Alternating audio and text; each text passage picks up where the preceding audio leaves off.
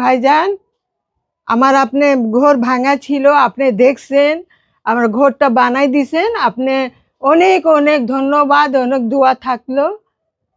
আল্লাহ যেমন উঁচাতায় পাঠায়। আর কিছু আমার কিছু সাহায্য করবেন ভাইজান, আমার তো কেউ নাই আগে পিছু,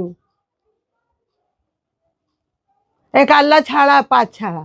আপনি আমার একটু সাহায্য করবেন, আমার বয়স্ক ভাটা ওটা কিছু নাই, আপনি আমারটা সাহায্য করে দিয়েছেন, আরো একটু সাহায্য করে দেন, যেমন আমি বাঁচতে পারি, চলতে পারি, খাইতে পারি, আপনি দোয়া লইতে পারেন।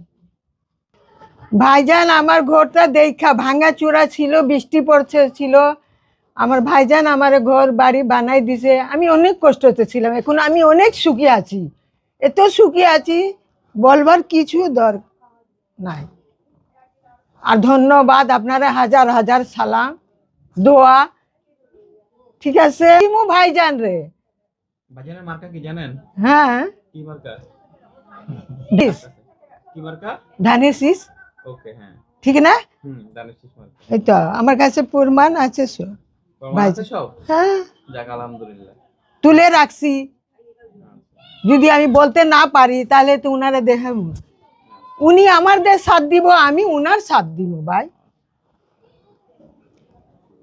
আমার ঘর এরকম ছিল রে বাবু, বলবার কোনো দাগ নেই, যে বৃষ্টি পড়তো বইয়া থাকতাম, উনি 2 দিন ভিতরে আমার ঘরটা বানিয়ে দিল।